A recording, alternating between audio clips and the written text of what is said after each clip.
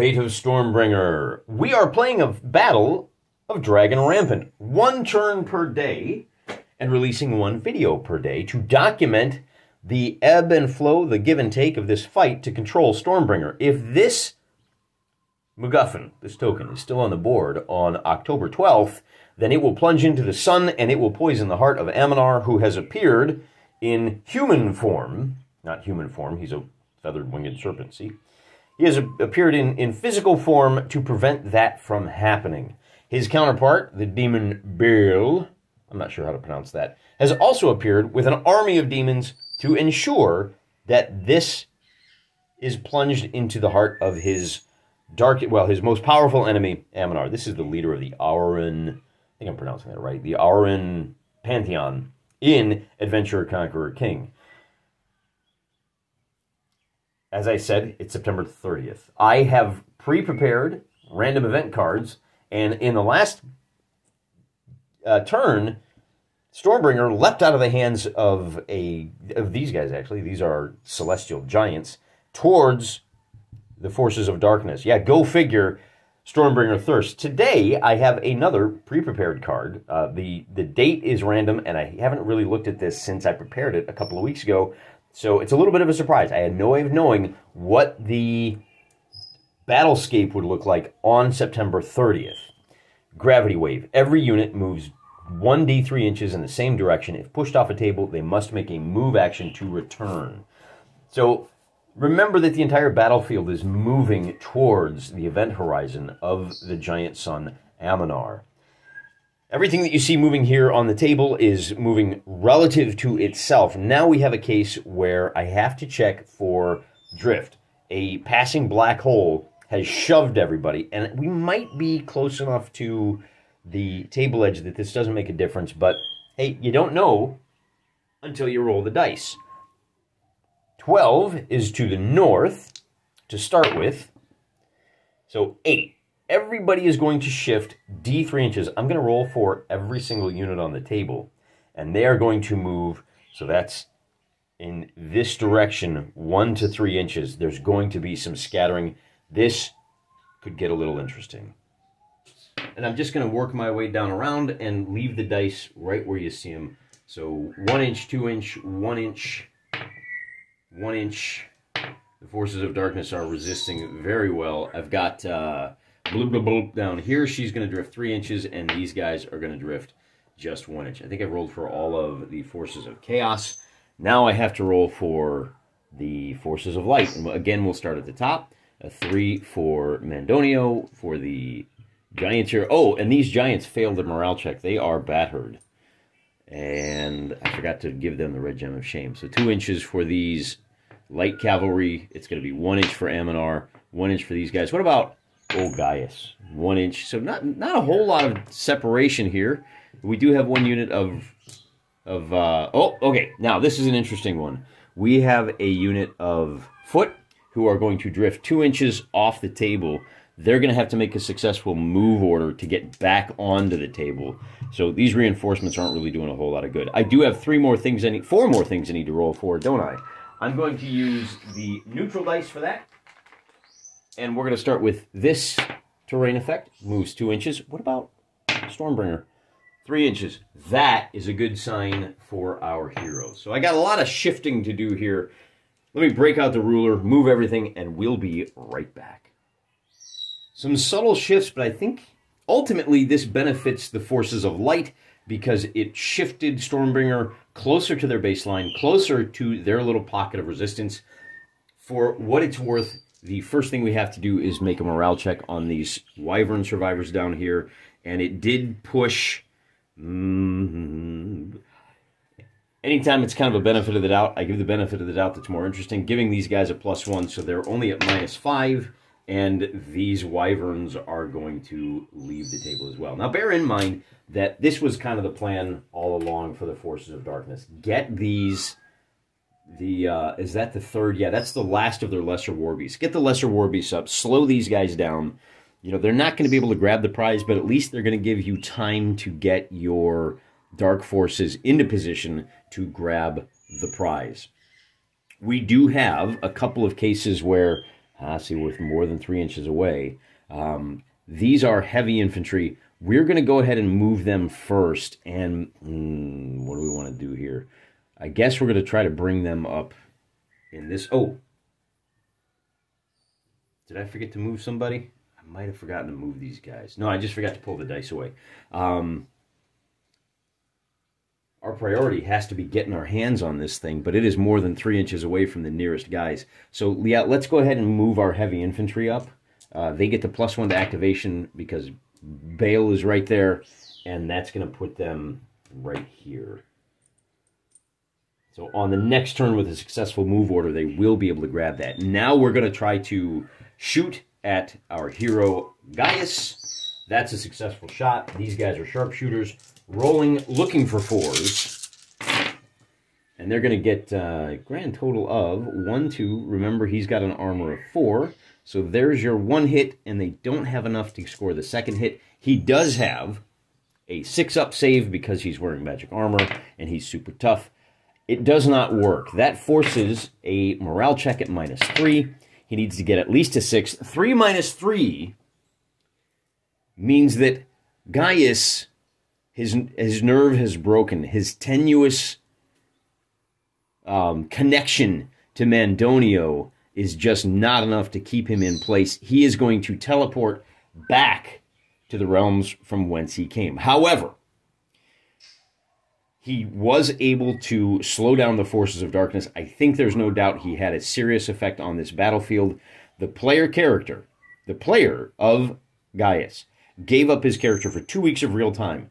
Their weekly sessions, he's not available. And not only that, but he has lost 25% of his hit points. When he gets back, he is going to have to spend some time recovering, or he's going to go out in a suboptimal situation. So we salute you, salute Gaius. Thank you for participating. And this is part of the fun of real-time gaming, of one-to-one, what we call Jeffro-Gaxian timekeeping.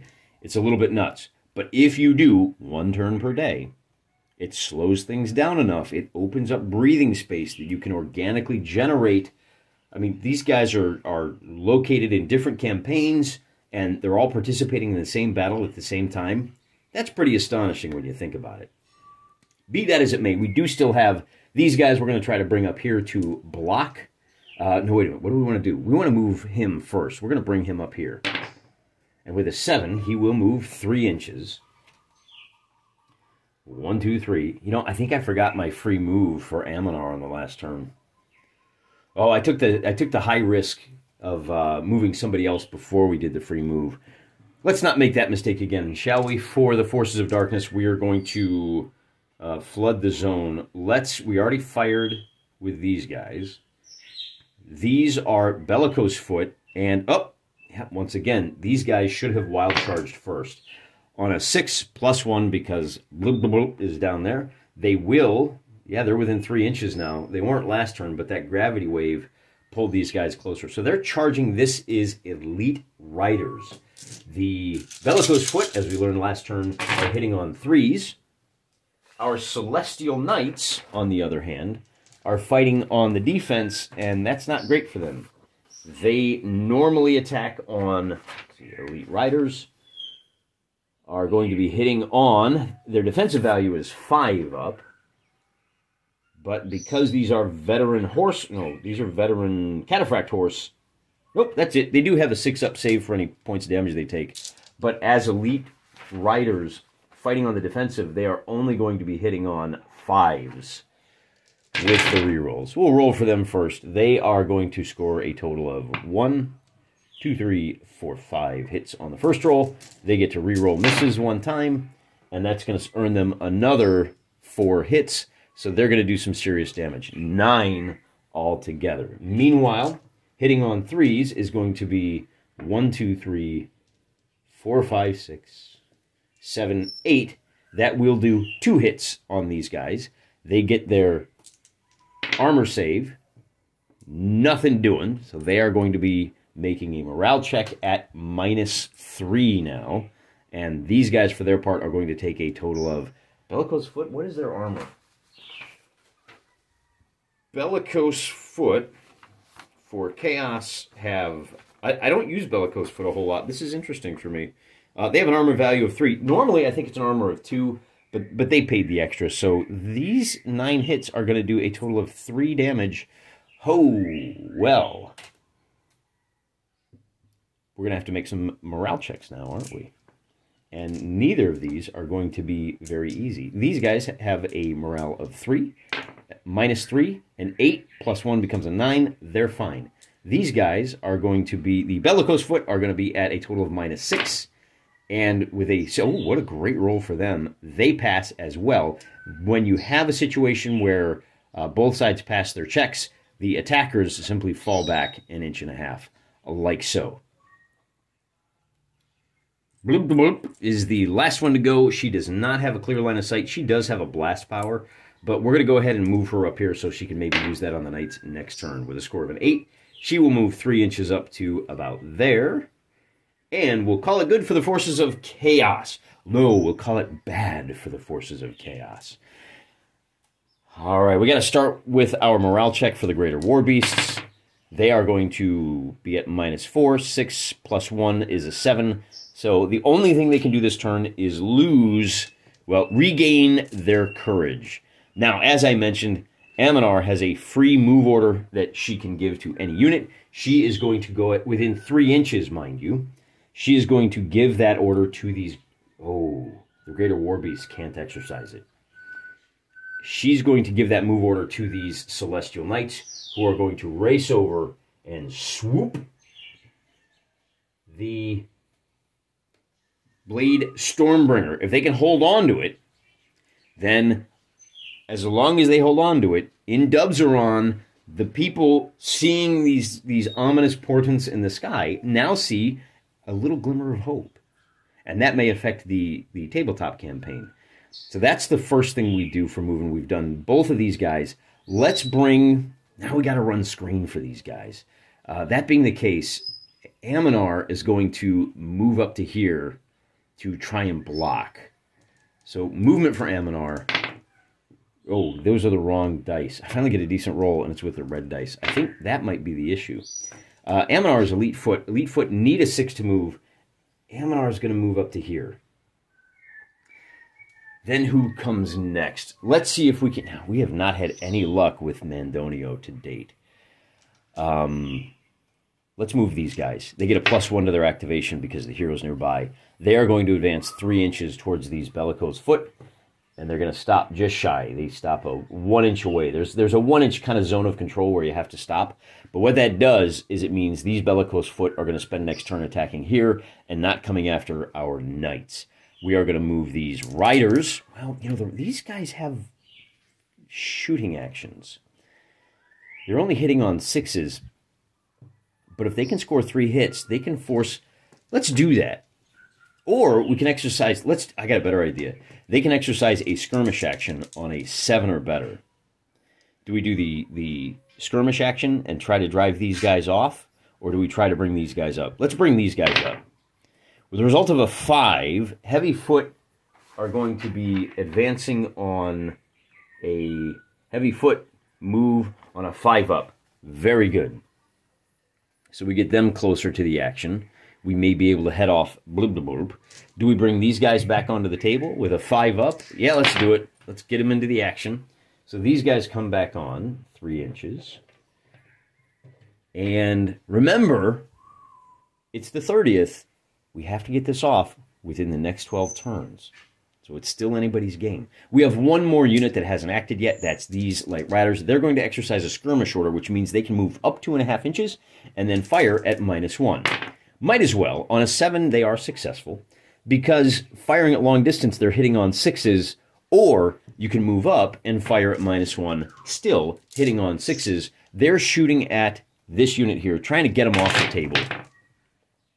Hitting on 6s, they're going to get a total of 1, 2, 3 successes. And I think that does it. Bellicose Foot have an armor of 2 unless you have purchased an upgrade, which we have. These Bellicose Foot have an armor of 3. They have a courage of 4-up. So they are now going to be dicing at a total of -7 on this morale check. They get a +1 because is right there. So with a 10, minus 7 plus 1, 10 minus 6 is a 4. They have passed. So the 1 point of damage, I think that was still the right call here. That's the end of the turn. Tomorrow is October 1st. Tune in to find out whether the forces of chaos can knock Swordbringer out of the hands of these knights, or if these knights can slip back behind friendly lines. That free move order might be the difference. This is the benefit of being the god of wisdom. Bell's kind of leadership power is these guys, if they have to make a morale check, anybody within 3 inches, which is just these guys, they can take a strength point and automatically pass. You have to declare before you check. So that's another little wrinkle. Tomorrow is October 1st. We're about halfway through this fight.